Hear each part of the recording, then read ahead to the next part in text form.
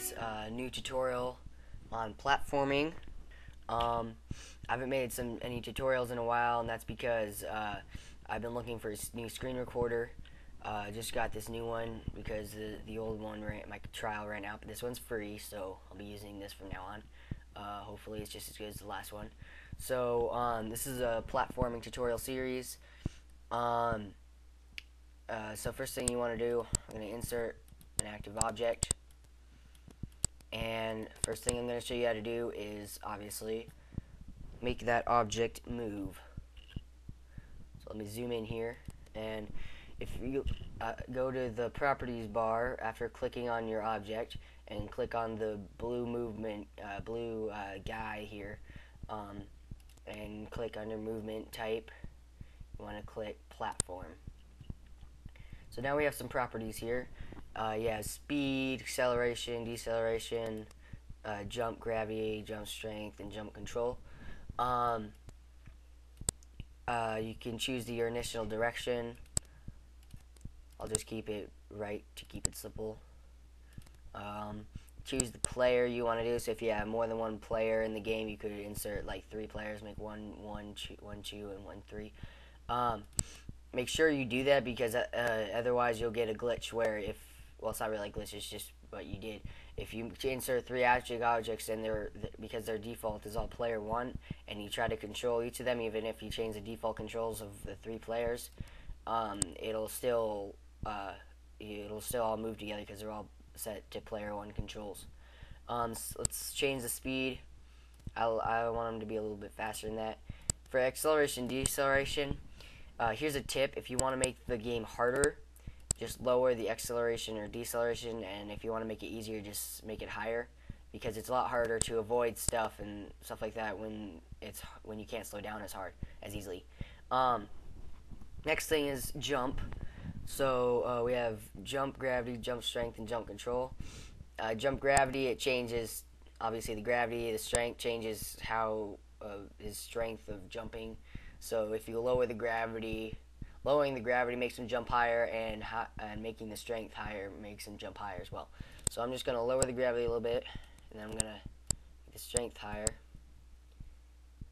It's good to have about around, well, it depends on the game, but I usually have about 7 to 2 ratio between strength and gravity.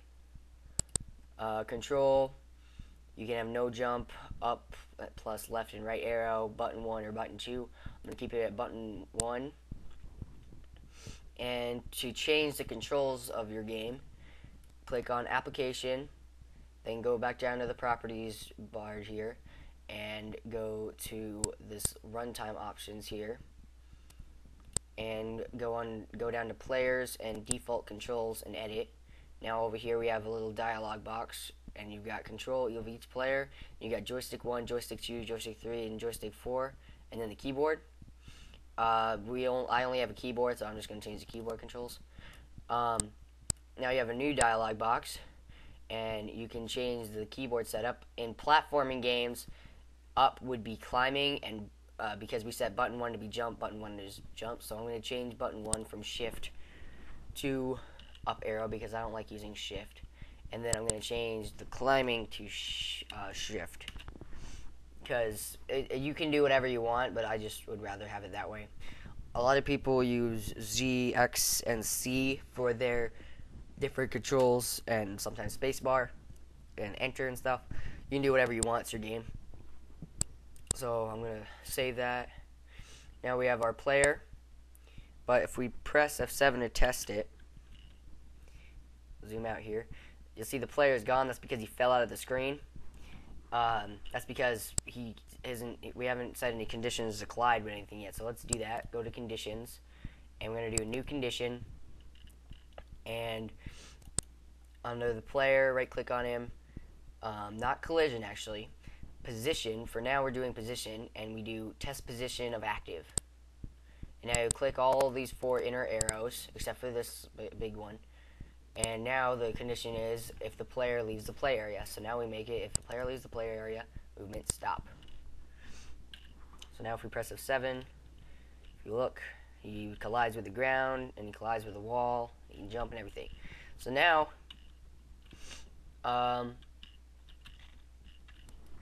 that's it for this tutorial. Next tutorial will be on making the backgrounds for the game.